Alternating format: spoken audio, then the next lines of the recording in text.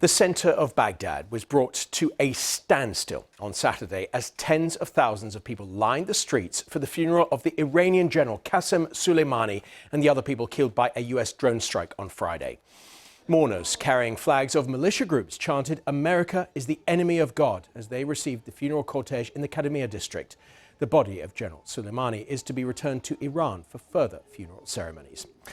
Iran's supreme leader, Ayatollah Ali Khamenei, has visited the general's family in Iran to pay his respects. The authorities have promised to make America pay. The US is deploying an additional 3,000 troops to the Middle East. David Willis reports.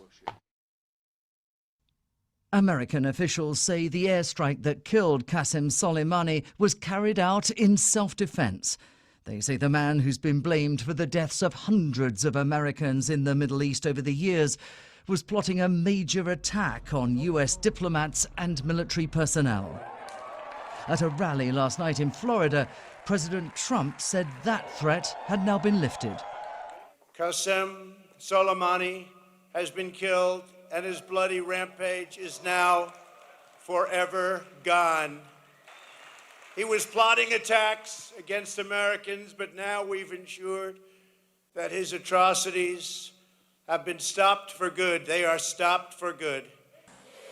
Iran has vowed revenge, and amid heightened tensions, the US is sending reinforcements to the region, 3,750 troops so far, and warning its citizens stationed in Iraq to get out as soon as they can.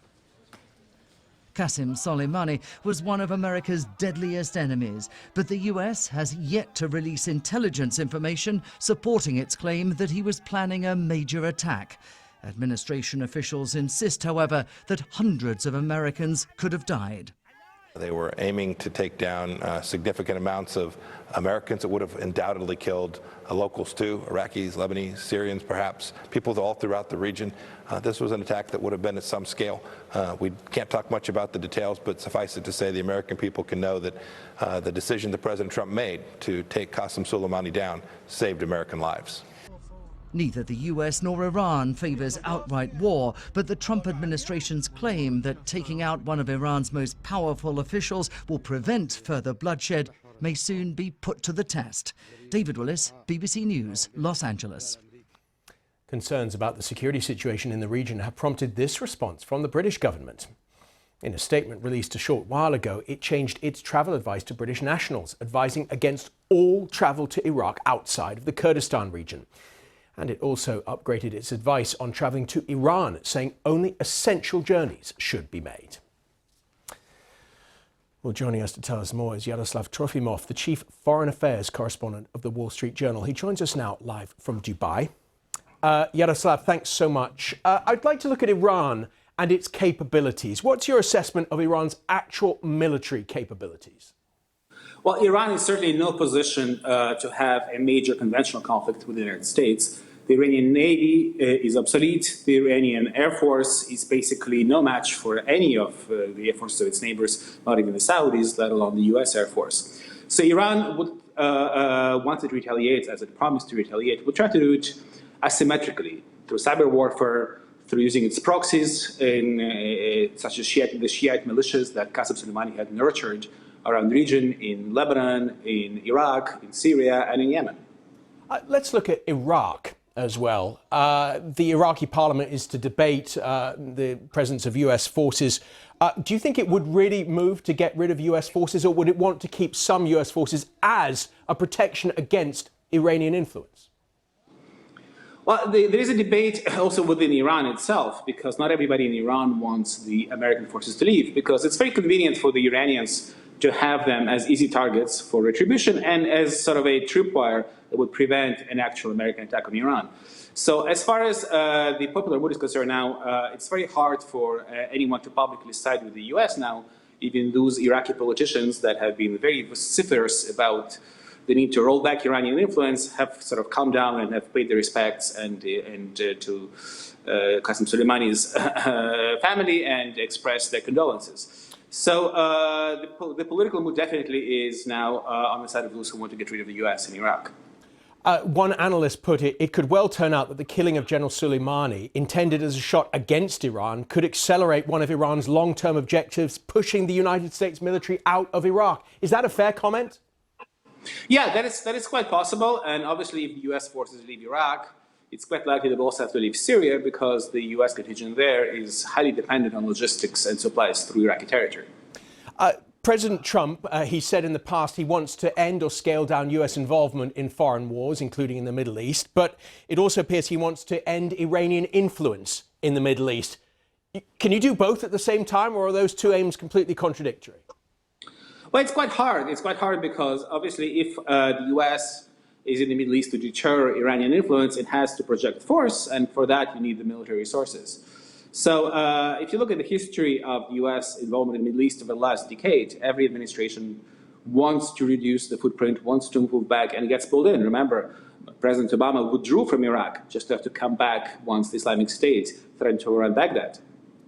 Yaroslav Trofimov from the Wall Street Journal, thank you so much.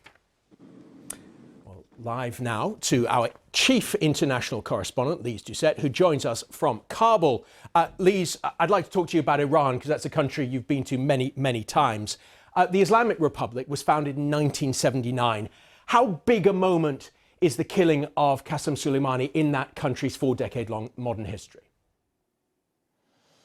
Oh, some are seeing this as the most decisive event for many decades, almost possibly since the Islamic Iranian Revolution in 1979. As you mentioned, Iran, of course, has had a very turbulent history, and it has always been a history of tensions with the United States. And now they have reached this watershed moment with Iran basically saying that the killing of Qasem Soleimani is tantamount to a declaration of war. It has just cemented the view of hardline conservatives, including the Supreme Leader Ayatollah Khamenei, that the United States is not a country to be trusted and that it is an enemy of Iran. And I think we're going to hear that again and again as these elaborate funeral processions stretching over several days begin today in the Iraqi capital, Baghdad, and then go to Iran tomorrow to continue for the next few days. There will be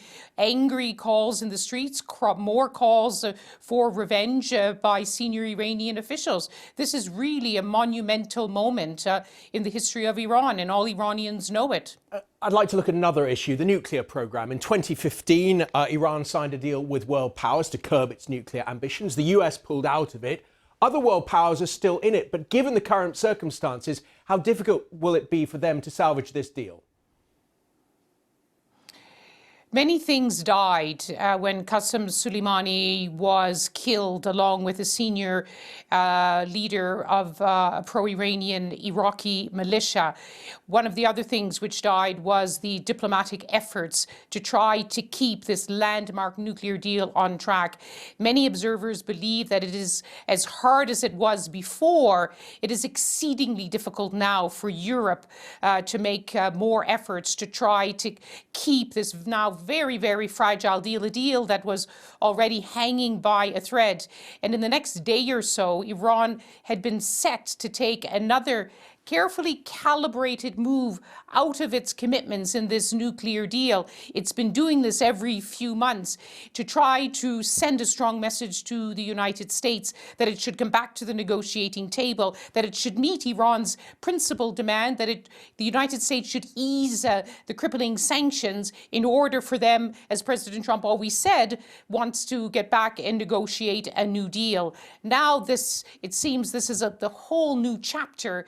And people will be watching closely to see how far this time Iran pulls out of those commitments not to enrich not to enrich uranium to a level that could put it on the path to producing some kind of weapon. The nuclear deal, of course, was meant to allow Iran to continue with its peaceful nuclear program, it says, but not to acquire a nuclear weapon. So this is yet another issue that has acquired growing urgency on the agenda between Iran, the United States, and the rest of the international community.